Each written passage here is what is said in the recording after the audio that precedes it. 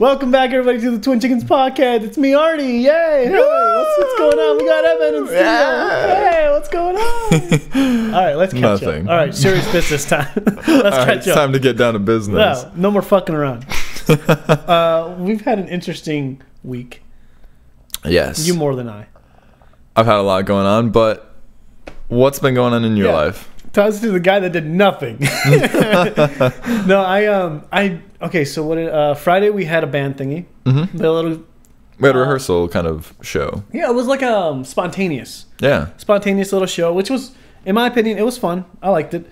I just, there was just a couple things here and there where I was just like, I wish it could just been like a band recital, like a band little practice thing. Would have been just more fun. But anyway, party and a lot of stories that happened that we're going to get into later with Blake. Oh God, Blake. And I got a life update from Gilbert. You're gonna have to tell me about that. Yeah, it's not too exciting, so I'll tell you now. He is trucking, or he's still trucking, obviously, and he's got 2 days off now. Okay. But those days obviously are packed for him because he works like 12 if you're working, you need time for yourself. Yeah. And I think he just has 2 days. So I think next month in October, we're gonna start to do stuff. And for me, I'm gearing up for these last 3 months of like finishing projects and just ready for December, just to take off that January and February again. It's just my most productive time where I just don't get to drive. I don't have to drive anywhere, and I just stay here. And that's the most convenient when you're in the middle of winter and some of the worst roads and the coldest. Not going anywhere. That sounds like a vibe. That's me right there. And then I actually thought about this today of like, oh my God, I'd love to go to the Toronto International Film Festival, TFI. Okay, tell me about that. What is it? TIF, I should say. Where they show like a bunch of movies before they hit theaters. So it's like all the movies go to this. It's like a whole organization where like a press junket. They do like screenings of movies that are going to be coming out to theaters. And a lot of people have been going to that. I'm like, oh, I don't know what I have to do to go to that, but I would love to go to those things. Yeah, looking into it. Go to Canada, get my visa, go to Canada, stay at a hotel, do a whole thing, and just make a trip out of it. It just sounds like a lot of fun. So I think I'm going to look into that and see what's going on. But basically start going to trips and start moving on. So, yes. Apart from me, I started getting more ideas of videos to shoot, like different things to review. So start moving away from like movie reviews, since that's what I've been doing from our main channel for VVR.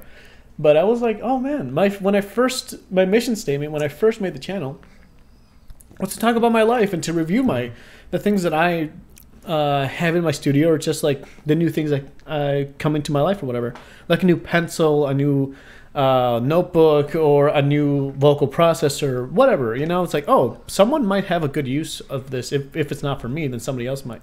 But I thought about like, oh wow, these would actually be pretty good gifts to give someone since the holidays are coming up. Like, oh, I think it'd be very beneficial to get the word out on some of these things.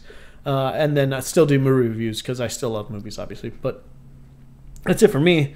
Besides the show we're going to get into later, what's new with you? And then we'll roll into the clip here. I'll unpack. I kind of want to delve into what you were just saying about the gifts. There's a lot to tell about my week, but you were just saying that I've recently been adapting more of like a minimalist mindset, and I hate having a lot of stuff. Yeah. And so I came up with this brilliant idea to all the things that I don't necessarily want or need really. Yeah. All the extras, I can just give those as just fun little gifts. Oh, that'd be great. I've started doing that, and that's really cool. Like that poster up there. Like I have like 3 of those posters of Ghost in the Shell since I went to go see that in theaters. I'm like, oh, I have 3. I'll give one to you. It's very cool. And I like that idea that, you can share some more love and not have to always have stuff. Yeah, well, the way I thought about giving gifts, it's like it's something that you would love to have.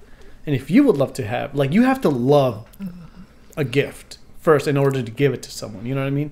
You have to love that idea. And that's a whole thing about gift giving. I'm a fucking...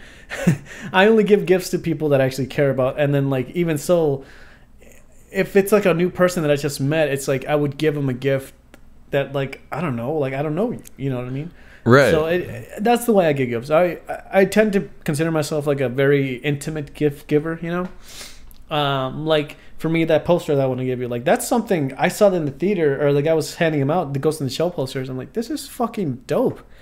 I want 3 of these because nobody else showed up at the theater. So it was just like, yo, can I have like a handful? And he's like, well, I can only give you like 10. I'm like, nah, I think 3's good.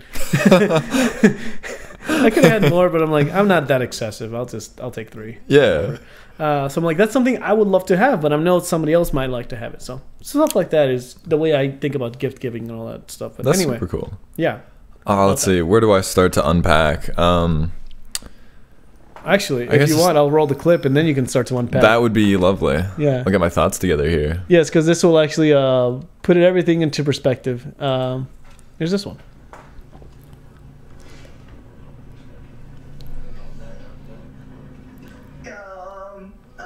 Jack, who's your favorite Star Wars character?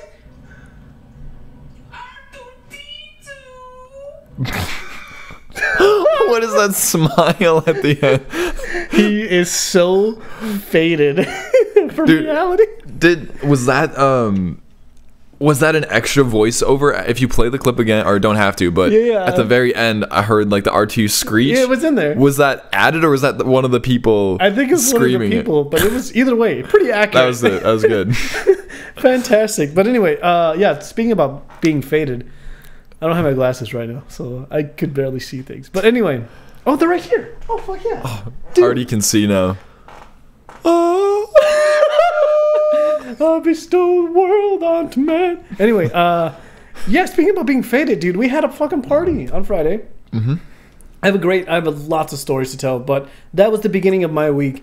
And basically, after the party, I'll tell you the story with Blake. So Blake is my synth player for my current band, the Skeleton Crew.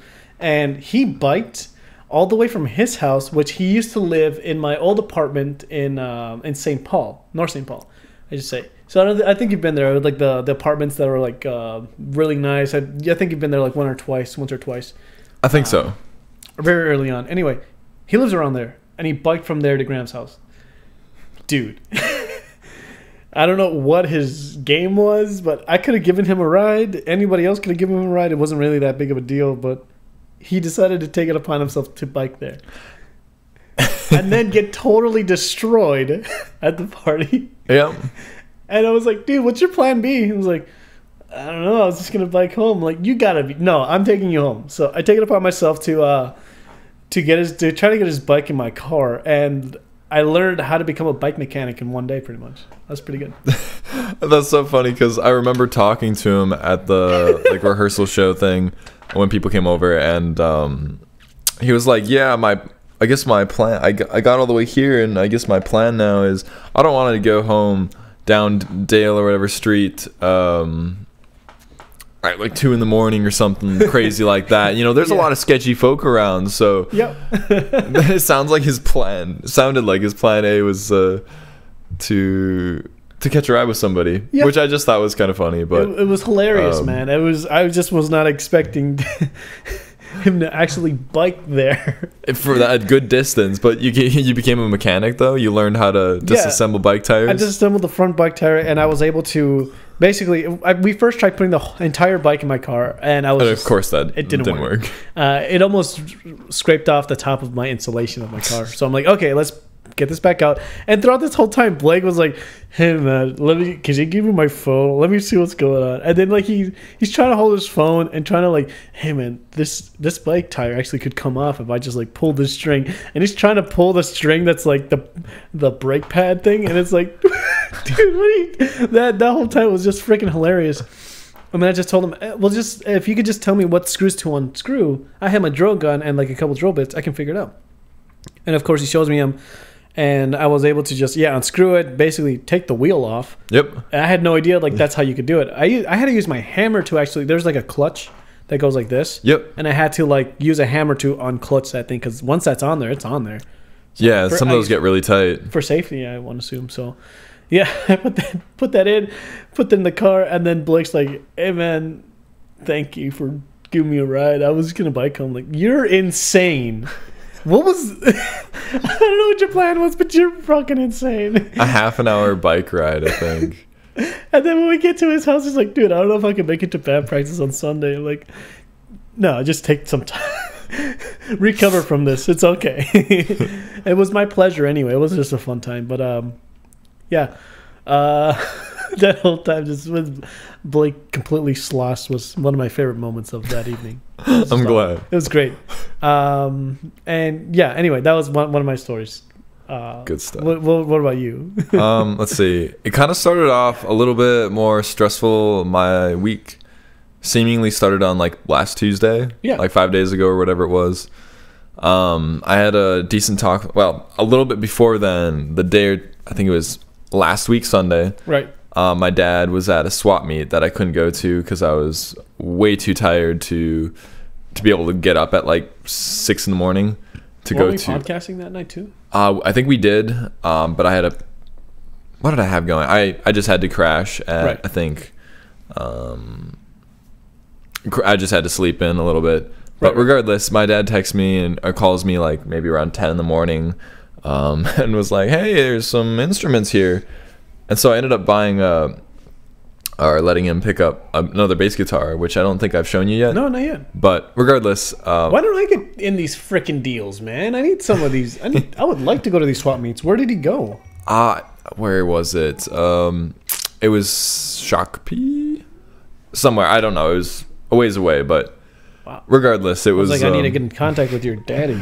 it was really old and beat up or whatever. And then we looked at it, cleaned it up, and it turned out nice. It was like rusty. The frets were bad and all that stuff, but we ended up just using polish, and he's got like special like car like wax compound kind of things. Yeah. We took out all the scratches and whatnot. I have all of that here. I could have done that for you for free. Oh well, my dad was able to help out with that too, but which is great, yeah. but yeah, no, it turned out really nice. It sounds great. I messed up the strings that I had to restring it. Right. But besides that, on Tuesday, then kind of wish I didn't have to buy that. I didn't have to, but like 2 days later, my parents were like, "So." Did they? So they came to you. I can't remember how the conversation like transpired. Right. But bottom line of it, like just kind of wrapping up the evening conversation, I need to be like financially independent Right. for like by January-ish. So Yeah. to be able to like live on my own and stuff. Which And so is a fantastic thing. I've been financially independent since I was 12. yeah, that's awesome. I mean, yes and no. I bet the definitely way- at that young age it's stressful as heck, you know? Yeah, you don't know what the fuck you're doing.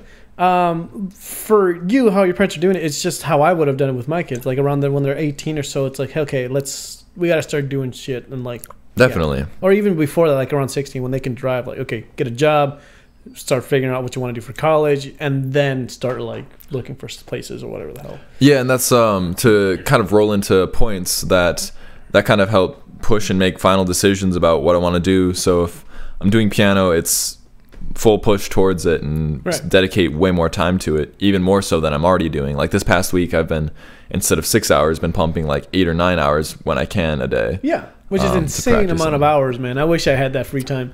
But what came about this thing? Why did your parents decide to do this now? I'm not sure why they chose that day to do it, but just seeing, also going into it, that they said they would support me through the end of my schooling. My schooling is done, theoretically. You know, I'm not going to school anymore, so as 6 months after I finish school, that will be like the end of... That makes more sense. So because like August, I'm not doing a semester of any school, Yep. and I don't want to do it anymore, that'll be the end of like support. Yep. Or at least financial support. That makes more sense. So they're going to cut it off basically around the time where you have to Yep. start paying for school and all that And stuff. yeah, paying for the student loans that'll start coming in too. Yes. But Did you do student loans yes. throughout your entire thing? Actually, I'm so grateful that I've had PSEO. So Yeah. quite enough. PSEO is the best thing. It's a godsend. Yes. If you are if you're in high school and you're thinking about going to college, do PSEO. Do PSEO as soon as possible. I think it's like sophomore or junior year, I think. As soon as you can do it. Yeah, it's the best thing. It's a godsend. Do it. I sadly did a few semesters, but honestly, like it is what it is. I'll recover from it. It's just sad that it had to take that long to know what I want to do. Yeah. I mean, but- it took the same time for me, dude. I'm like 6 or 9 credits away from graduating. from becoming an art major. So Yeah, and it's I have the option to go back, but Absolutely. right now it's like, why, how, just not possible.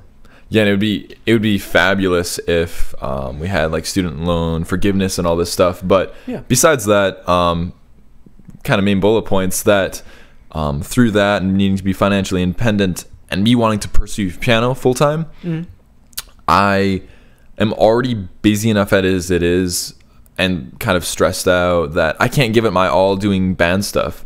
And Yeah. it's sad. It's not fair to me and not fair to anybody else that are part of the bands Yeah, that of I'm course. in Yeah, yeah. to not be able to dedicate time and practice and commit fully to everything. So Yeah, that's why, like, for me, Um, when I made that transition to starting a band, you know, I knew that I was gonna have to take days to go and help everyone out that needed to, either like for Aaron to like teach him some new drum stuff, or for Yoshi teaching him bass parts, or for Blake. Like I took 2 to 3 days just to dedicate it to them, because you know everyone's busy. yeah, But this is something that they want to do. Obviously, for you, you're like, okay, I'm transitioning out, but this is something that they want to do. That's what they expressed to me. So they just need, we just need to find dedicated time where I can practice with them. yeah, and time is like money too, and not to mention the crazy amounts of gas that driving everywhere is. I won't be able to do that as a leisure and like as much anymore. You know, like just driving wherever I want, or going a couple times a week to somebody's house to practice or whatever. Penny pinching, kind of. Exactly, but Do you have any savings? I do have some, so I will be able to be good for a while. But with student loans, that will dwindle probably quite quickly. Yeah, because I forget what I read. I saw this on a YouTube video. Basically, you take what your income is. So let's just say like I make $400 a week. So let's just say I make $800 a month or whatever the fuck, right? Your savings should be triple that. So you should have about 32 or 2,400 or whatever the fuck. You know what I'm saying? You should have about like triple whatever the fuck that is, in terms of, in terms of that. After that, you can start using that money, like it's safe, just in case anything happens. Because a lot of Americans, or just a lot of people in general, just don't have more than $300 in their bank account, Yeah, which is frightening. absolutely. There's like so many people that are in debt, Yeah. and there's statistically like there's so many. I forget the exact numbers, but Yeah. majority of Americans are in debt. Yeah, I mean, like I'm in debt, but I'm in a kind of healthy debt. It's a debt that you're supposed to be in, like credit card debt. Like, Yeah. in a way where like it's not over the top, but it's just like right where I need to be, so I could, if I wanted to, my credit can go up. But like it's not like I'm in this underground net of like suffocating from all of this debt. No, Yeah. it's just like it's there, but it's just there because it's gonna be there. You know, Exactly. whatever happens. So for right now, that's kind of like I have a healthy kind of debt that I'm like dealing with, which is always going to be there. In any case, you becoming financially independent though is nuts, because I mean, for you, I'm not worried about you. I would be worried about some other people that I don't. How do I say this? I'm not worried about you because I know that you have things in place that are going to keep you in a safe net. You know what I mean? Like if you ever were like, I don't know, if you ever needed food, you know, your sister's there to cook for you sometimes, or maybe your mom would be like, hey, I thought about you. Here's like this dish, you know. Yeah. Or like car troubles, you have a safety net with your dad. You just like, hey, my motor's malfunctioning. What do I do? And he'll tell you what, you know what I mean? You have all these things. You're going to be fine. Money though is going to be an issue because obviously working any retail is going to take off more time away from you. Right now you're working at Menards, just playing piano. I'm not sure how much that pays, but eventually I'm not sure if that's going to be enough. You know? Oh, it definitely won't, and that's why right now my initial plan is developing like another few months of solid practice, and about that time, Christmas is almost upon me, so I'll have a month or two to really crank out practicing the most basic of songs and just getting some good stuff down. So pianists will be wanted like crazy this year. Do you know where they're going to be wanted? I not necessarily, but I know for sure that I want to try Von Maur. Since they were really stupid about the last few years and have a stupid website. But besides my hatred for that website, everybody's wanted me to play there. Yeah. All the managers there. You'd be great there, yeah. But that would be like another place I could go besides Menards, and my managers girlfriend was telling me about this place in Minneapolis called The Piano Bar. Yeah. And I'd be looking into that. And, just a few other places, and word of mouth. And as I do private shows, like a few people at Menards have come up to me and asked me for my number, so that they can contact me about doing cocktail parties around winter time. So That's what's up. as things just take time to develop, I feel like I won't have to worry as much. But No, you're not. Doors are going to start opening for you because you're actually pursuing your dream. You're not living in a fantasy, or you never actually were, but you're like, as soon as you start pursuing your stuff, things are going to open like a flood. You're going to be fine. yeah, I'm excited for you. I I'm am really as well. excited. And that's why I think it's going to be so much healthier than pursuing band stuff simultaneously, because I don't need this amount of stress, and that just causes things to spiral downwards. Whereas if I have time to work on myself, work on music stuff, be financially independent, all this good stuff, Yeah. that way if I want to return to this crazy fun life of band stuff in the future, my goal is hopefully in a year's time I could return if I'm in a good place. If not, hey, I'm going around the world playing piano, Yeah. still living. Yeah, well, the way I envisioned for you, because I knew that this was going to happen eventually, because I foresaw this. This is why, like, when I was telling you about the piano songs I'd want you to play, there's songs that you could play wherever. Oh, definitely. So it's like, it's And- not like I'm taking you out of your element. You know what I mean? Absolutely. I'm really excited to work on Benny and the Jets with you. That's a great song. That's what I'm saying. Like, these songs, even if you're not gonna play in the band, I know that, like, if I called you up, you'd still be like available, or at least I would think so, because you're not going out of your way to learn these. You've already learned them. You're just coming to play them at a different place. Yeah, exactly. Yeah. And in terms of like other than the commitment part, it all depends on your time frame and whatever you got going on at that time. But that's why I was like, I always had you in mind for piano, since that's what your thing is going to be. Yeah, and I think just the past few weeks it's been feeling like overwhelming, along with just like some emotional family stuff that has happened that I think we've talked about prior. But regardless, that I want to be able to still have time and develop relationships with my friends, like my girlfriend and you. Like, I feel like I don't spend enough time with you, or it's you don't. like things get pushed I'll tell you off that and right now, stuff. you don't. And I want to be able to spend more time with you and not just have to like, oh shit, I need to get stuff done. Yeah. I want to have evenings where I can just relax and be able to talk about stuff. Just you saying that makes me almost want to fucking cry. It's like, I get it though. Like, I respect your time, and I respect how much there's just amazing thing that we have, that I know that I haven't seen you like actually hung out with you because of like all this crazy stuff that's going on. But I know that you're still you're still there for wherever we want to hang out. But I'm mainly just trying to respect your time, because you got a lot of stuff to figure out. But just like, don't ever forget, like, there's tons of friends that come and go in your life, but when the chips are down, this is the way I find out what real friendship is. When the chips are down, when you need someone there, that's who your real friends are. Absolutely. I learned last year who my real friends were, and there's only like 10 or not 10. There's only like 2 or 3, and you're one of them, obviously. Other than that, even family. Like, when I was at my lowest, there was nobody else there but my mom and my dad. Like, that was it.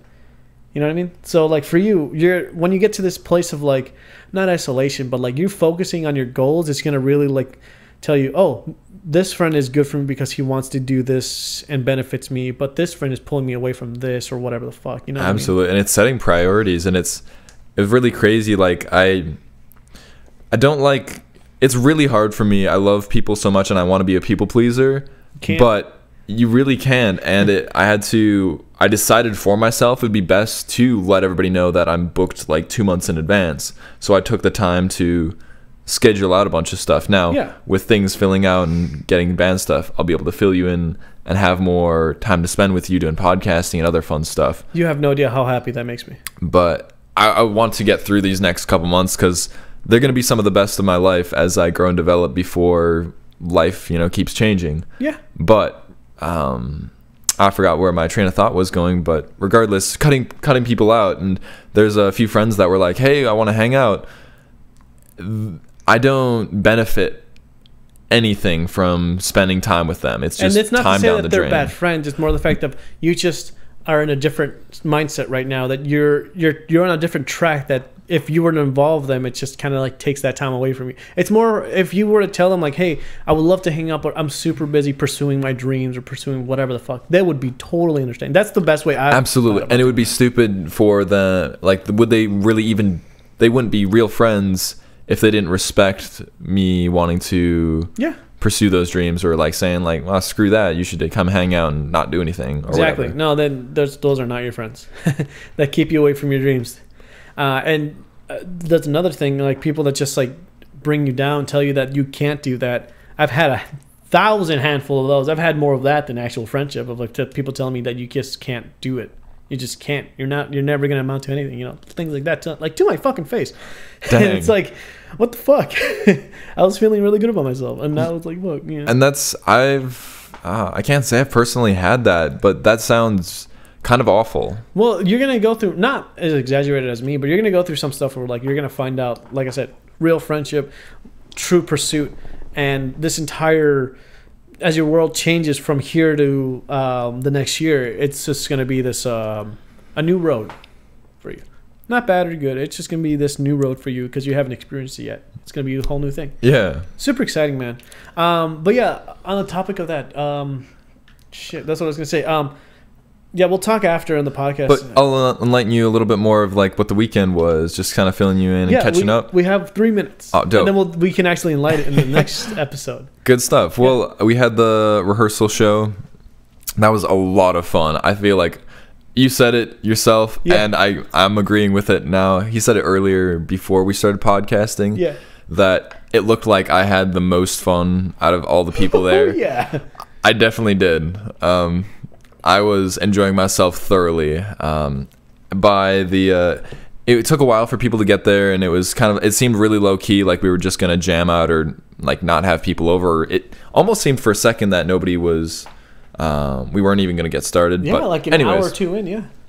we had some people show up, started some good music, and just went through some songs. And then I started getting really into it. It was a lot of fun, and more friends and our tattoo artist. Like that, all of my friends. Shout out to Clarice, Perlink. Yes. It's crazy that all of my friends have gotten to know Clarice.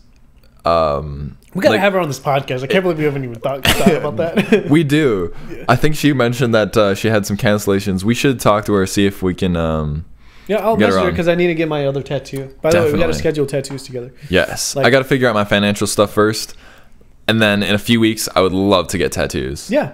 Don't worry, I'll cover this one. Really? Yeah. Dude, it's only $100, dude. That's nothing. Dude, really? I thought it was gonna be like a lot more. Like when I first got this tattoo, like honestly, when I first got this one, this Legend of Zelda one over here, Breath of the Wild one here, I thought it was gonna be like $200, but no, it's only $100, and she did a kick-ass job on it.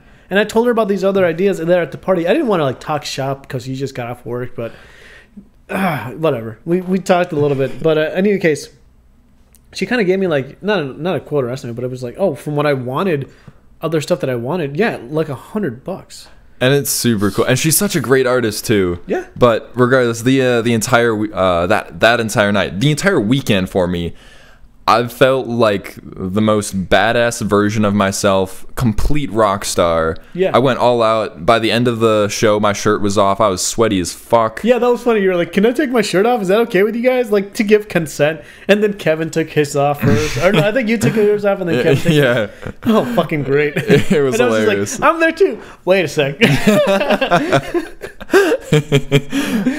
And then I was just chilling on the couch, had people piled on me. Which we have a great video of that's on our TikTok and Snapchat, or TikTok and YouTube. YouTube short, yeah. And then got a decent amount of sleep. I went. Where did I go? Oh yeah. Afterwards, I went to my girlfriend's house and we just crashed. And then woke up in the morning to pack up and get ready. And then we left and went to our next show. That was at the Forest Lake American Legion. Right. That was also really fun. That was the most casual, relaxed, fun show. Was there a lot of people or just like... No, it was decently small, but there was good vibing people that were there. Some of our friends showed up, and overall, like, the stage plot was really cool. We had a different setup. I had probably the most fun. I was active, if not more active than I was at the show the previous night. What? And I fell over like twice within like a minute, which was really funny. I still have to show you that clip. Yeah, we'll put it at the end of this video, actually. And then, yeah, no, it was great. It was cold as heck. It was like 55 degrees or something. Yeah. So I had To me, that's sweatshirts on. perfect weather, but for you, you have a circulation problem. Yeah, my hands get really cold. And it was cool, like a couple, like for 2 of the sets, I took off my sweatshirt like halfway through because I was like warm enough. Yeah, yeah.